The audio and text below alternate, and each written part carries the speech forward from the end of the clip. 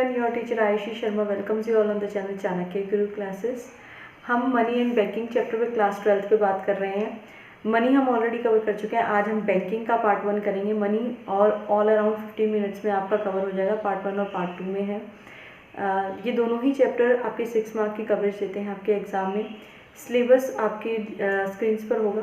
जल्दी से बात करते हैं सिलेबस के बारे में। Money creation bye commercial bank आपका फर्स्ट टॉपिक है बैंकिंग का। जो कमर्शियल बैंक कैसे क्रेडिट क्रिएट करता है उसको डिस्क्राइब करता है, वो हम नेक्स्ट क्लास में करेंगे। आज हम जो इसका नेक्स्ट टॉपिक है सेंट्रल बैंक और उसके फंक्शंस।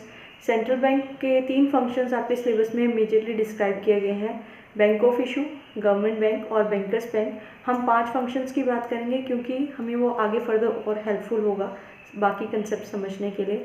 जल्दी से अपने बोर्ड पर चलते हैं और आज की क्लास को स्टार्ट करते हैं डिले करे बिना। So let's get started.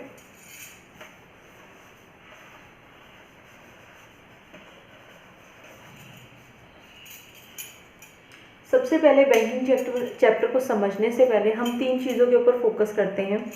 3 चीज़ों में क्या चीज़ें हैं?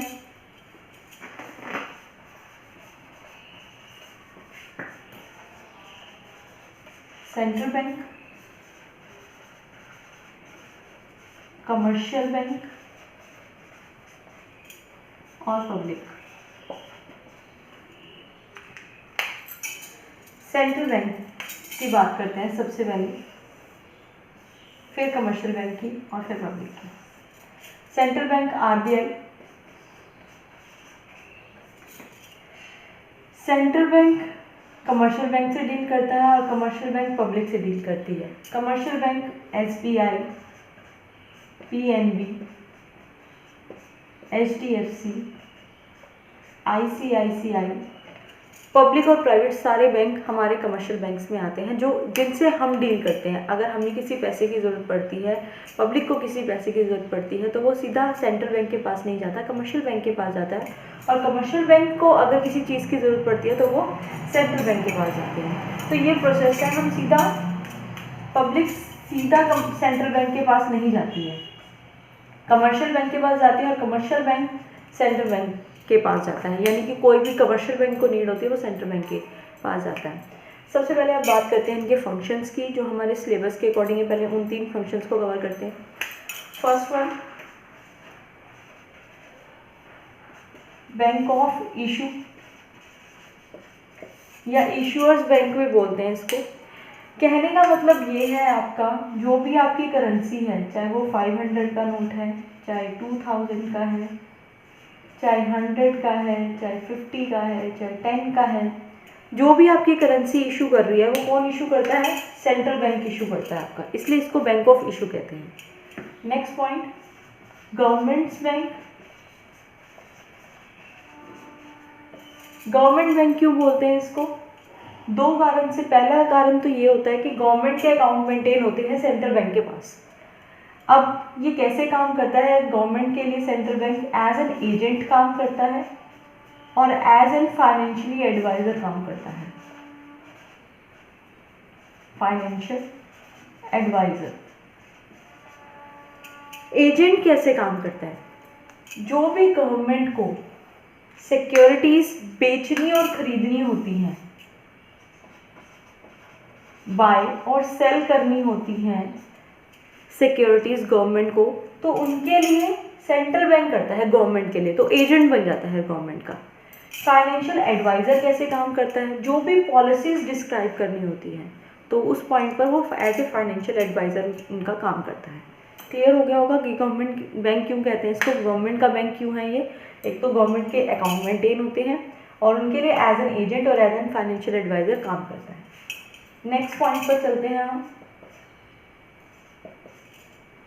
Third point, bankers bank.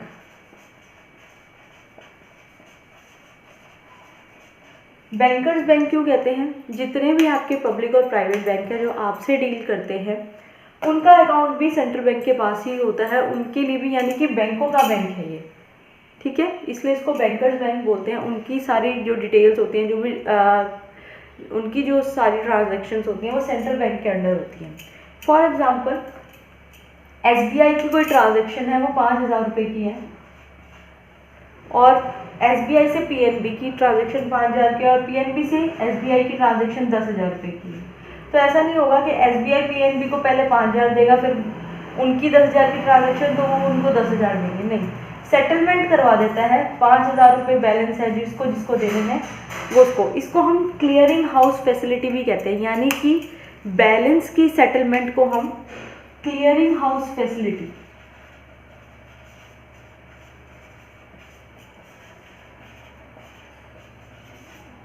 कुछ बुक में क्लियरिंग हाउस फैसिलिटी को भी एक फंक्शंस की तरह दे रखा है। तो क्लियरिंग हाउस फैसिलिटी क्या होती है, जो भी ट्रांजेक्शन्स के बीच की सेटलमेंट होती है वो सेंट्रल बैंक जो करवाता है, जो कमर्शियल बैंक के बीच में, उसको हम क्लियरिंग हाउस फैसिलिटी कहते हैं। तो बैंक के सभी सेटलमेंट्स को, सभी ट्रांजैक्शन सेटलमेंट्स को डील करता है, इसलिए इसको बैंकर्स बैंक भी बोलते हैं। क्लियर है? नेक्स्ट पॉइंट पर चलते हैं। लेंडर ऑफ लास्ट रिजॉर्ट,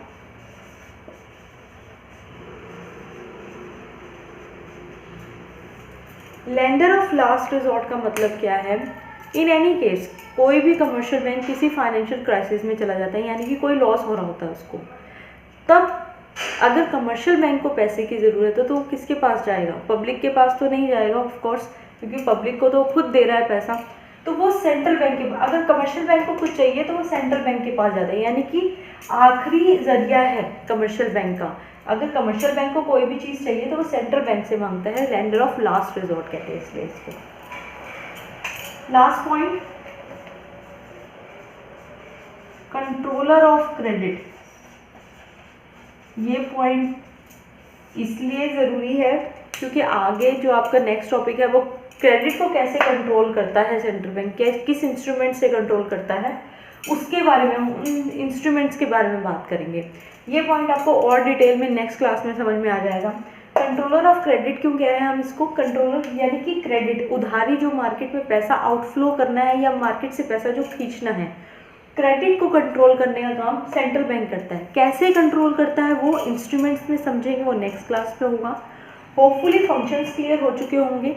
जल्दी से रिवाइज करते हैं। बैंक ऑफ इशू, कैसे करेंसी को इशू करते हैं इसलिए इशूअर्स बैंक बोलते हैं। गवर्नमेंट बैंक, कैसे गवर्नमेंट के अकाउंट मेंटेन होते हैं, गवर्नमेंट के लिए एज एन एजेंट और एज एन फाइनेंशियल एडवाइजर काम करता है, इसलिए गवर्नमेंट बैंक। बैंकर्स बैंक कैसे कमर्शियल बैंक के ट्रांजैक्शन मेंटेन करता है, सारी सेटलमेंट्स को डील करता है, इसलिए बैंकर्स बैंक सभी कमर्शियल बैंक को हैंडल आउट करता है, इसलिए bankers bank. Lender of last resort, कैसे कमर्शियल बैंक को अगर किसी भी चीज़ की ज़रूरत होती है, कोई भी क्राइसिस आ जाती है उसके पास, फाइनेंशियल क्राइसिस, तो वो किसके पास जाएगा? वो सेंट्रल बैंक के पास जाता है, तो उनका आखिरी जरिया है, पैसा वहाँ से मिलेगा उनको। कंट्रोलर ऑफ क्रेडिट, कैसे उधारी, मार्केट में कितना पैसा आउटफ्लो होना है, कितना मार्केट से ऑब्जर्व करना है पैसे को, तो कंट्रोल करता है क्रेडिट को। वो हम इंस्ट्रूमेंट्स के थ्रू और अच्छे से समझेंगे नेक्स्ट क्लास के अंदर।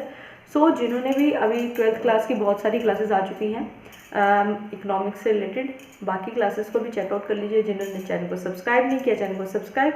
वीडियो यूजफुल लगी हो तो लाइक और शेयर ज़रूर करना, बेल आइकन को हिट करना मत भूलना ताकि प्रॉपर नोटिफिकेशन मिल जाए। So thank you very much, stay connected, stay tuned.